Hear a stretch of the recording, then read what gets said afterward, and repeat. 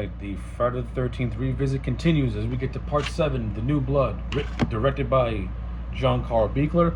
And of course, this movie is best known for having two elements, which is the concept of Carrie versus Jason, and of course, the debut of Kane Hodder, the GOAT, donning the hockey mask for the very first time.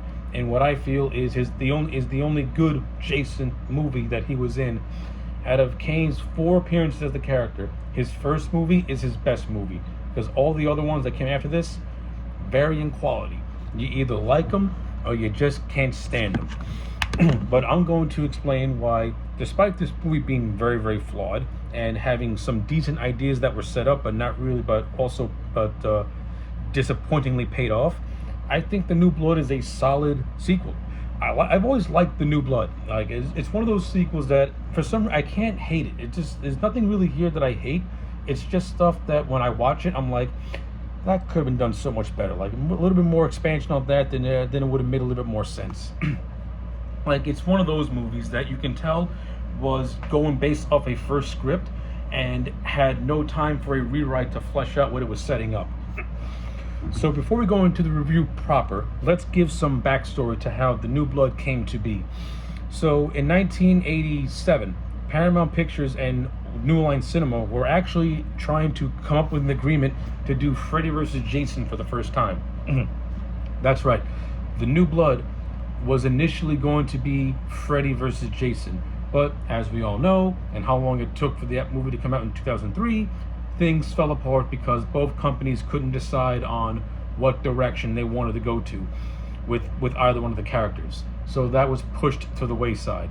Then an idea came up by the producer Barbara Sachs of having Crystal Lake be turned into a land development thing with condos and stuff like that. Why is this gonna be? Why this woman had this idea for a Friday the 13th movie is beyond me. Now, it wasn't until the actual writer of this movie, David Haney, came up with a concept in which the ball got rolling. His whole idea was, what would happen if Jason took on Carrie? Like, what would happen if Jason took on someone that could match his power skill and actually kick his ass and give him a challenge? That is how The New Blood came to be. Now, as a movie proper, as I said earlier, The New Blood is one of those movies that at face value, it's a decent Friday the 13th movie. But when you try to peel back the onion, it does have things that were set up, things that were very interesting, but it doesn't really do a good job at exploring those things. And I think a lot of that has to do with just the whole notion of John Carl Buechler just being handicapped by the powers that be at Paramount Pictures, and of course the MPAA butchering his cut of the movie to the point where all the kills in this movie are mostly off screen and they just have no like real oomph to them. You get a handful of scenes that are really gory and are really cool, but a lot of the good scenes you can tell there was supposed to be more to them. And I'm going to get to that when I get to that section. But let's talk about the good that this movie does have. And of course, when I talk about the good, it's going to get mixed in with the negative. It's going to come across as a bit unbalanced, but I'm going to do my best to make everything make sense. So, things that I do like. I like the character of Tina. I like Laura Park Lincoln in the role. I do think she has moments where her acting can be really, really stilted in some areas. I don't really care for the romance she has with the character of Nick, but they both do come across as likable, and that's to the credit of both those actors, both Laura Park Lincoln, and to the credit of Kevin Blair, who plays Nick, the love interest. I think they have decent chemistry. I know one of the biggest criticisms of this movie that they have no chemistry and that it's like very flat. I mean, I do see it. It is there, but it's not enough for me to be like, oh my god, they suck. I mean, it is what it is, you know. The Friday the 13th movies were never known for having romantic angles, so when you do get one, just go with it, I guess. Because if you want anything aside from the killing and the slashing, then go watch something else, because you're not going to get it here. But what we do get, it's fine. I mean, the acting is an all-around. I mean, the acting is okay at best. We have this character by the name of Dr. Cruz, who is Tina's doctor. So Tina has these telekinetic powers, and she's having a hard time trying to control them. As we see in the opening prologue in this movie, when Tina was a little girl, she accidentally caused the death of her father, who drowned in the lake. And since then, she's been traumatized by those events. Hence why she has a doctor who is more or less trying to help her understand and control these powers. But unbeknownst to her, he has a darker ulterior motive to his actions. Now, I'm going to say this. I think Terry Kaiser does a very good job at playing Dr. Cruz as this slimy son of a bitch who you want Jason to kill very, very fast and very, very quickly. Because as the movie goes on, you see that this guy is just a piece of shit. But there's one big fatal flaw to the character of Dr. Cruz, and that's the fact that we don't really get a clear motivation as to why he's exploiting Tina. He never states why he's so obsessed with wanting to explore this girl's power. You just need him to say one line of him. Maybe this is like a weird social experiment that he's conducting, and he gets a sick pleasure out of seeing it. Maybe he wants to use it for a monetary gain, and he doesn't really care about the health of his patient. Anything would have justified why he's doing the things that he's doing. Why Tina's always hysterical. How everything she sees, like from a spike in the door to her premonitions of Jason killing people, he brushes it off as her just having these paranoid delusions. We don't understand. He has no motivation. It's not properly stated what his motivations are. It comes across as him just doing things for the sake of doing things with nothing really, with no substance behind it. I mean, if that was the case, then Dr. Cruz should have just been portrayed as any other character in this movie, which is somebody who is just there for body count, not being presented as a secondary antagonist to Jason, because Jason doesn't need no motivation. He's just stomping the grounds, killing people off. When you have a human villain, that human villain needs to have an end game or a goal that he wants to accomplish with our heroine. We don't get that with Dr. Cruz. So it's kind of it's both Terry Kaiser is really, really good, but at the same time the character is just a waste because there's no meat behind him. So the character of Dr. Cruz ends up coming across like a mixed bag. Like you don't really know what to take out of it. Which sucks because having a human villain next to Jason is a very interesting concept, and you have somebody who is more vile than Jason that you want to see Jason kill in a way. It's like the movie set up this guy to be dispatched and get that cheer out loud moment. Jason does kill him, but it's an underwhelming death. The one character who is an asshole in this movie, who's Melissa, who has a crush on Nick, but Nick does not want nothing to do with her, and so she's just really, really bitchy. She has a satisfying death when Jason axes her in the face, then throws her across the room. She has a satisfying payoff to her bitchy, manipulative ways. I like it. It's a setup, and it's a decent payoff. I wish we would have got the same thing with Cruz, which we don't. We kind of get a half payoff, which is, that's just me. It just, comes across as flat to me. In terms of this movie's setting, okay, it's fine. For what it's fine. It's, in the woods, again, no campers, just these. You got Tina, her mom, and the doctor in one house. You got Nick and his cousin's friends in one house. And that's basically it. And those are the fodder that Jason has to kill, and he does his thing. Kane Hodder's portrayal as Jason in this movie is iconic. As I said earlier, his best performance, his best movie is his first movie when it comes to an overall Jason movie. But even though the movies get worse after this, Kane is still awesome in all those movies.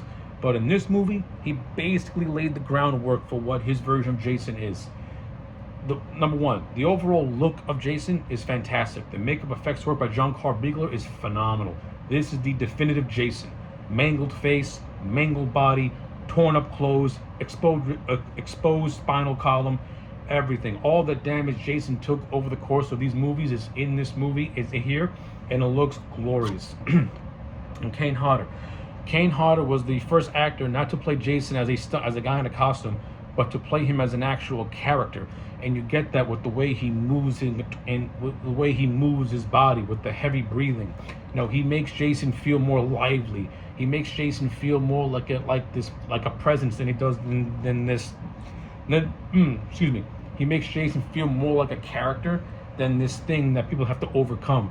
And this is really prevalent in the third act, where he's facing Tina one-on-one, and she's using her her telekinetic powers to pretty much damage Jason even more, to the point where his mask breaks open and you see his exposed gnarly face. And this leads to a great scene when they're both in the cellar and Jason just has the look of absolute rage when he rips like a wire off his neck after being hanged, and he's like, okay bitch, now we're gonna go. Sleeves are up. Tina then sets him on fire, and one of the greatest scenes in this movie, Kane Hodder is lit on fire for an uninterrupted 40 seconds, the longest fire burn scene in any movie up to this point. And this of course leads to the massive explosion of the Shepherd house, in which it looks like someone put 10,000 pounds of C4 in this house, because this thing could have nearly taken out the entire forest and killed somebody. To the best of my knowledge, no one got killed during that explosion scene, thank God for that. But on camera, it looks absolutely fantastic. And of course, this leads to the climax where Tina's dad ends up coming up from beyond his grave and drags Jason back underwater. Now, the initial scene that Buechler wanted for Tina's dad, initially he wanted Tina's dad to have a decomposed look to him, which would look great.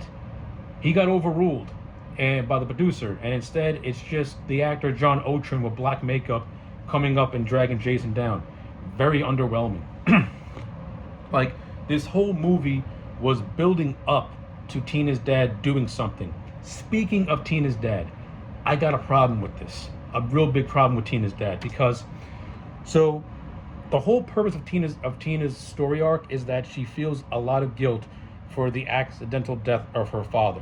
The problem is that this movie plays it off as her and her dad having this kind of sort of close relationship, because she's really torn up about it. Like she there's a scene where she's crying to her mom saying how much she misses him. It kind of creates this whole thing that they were very, very close.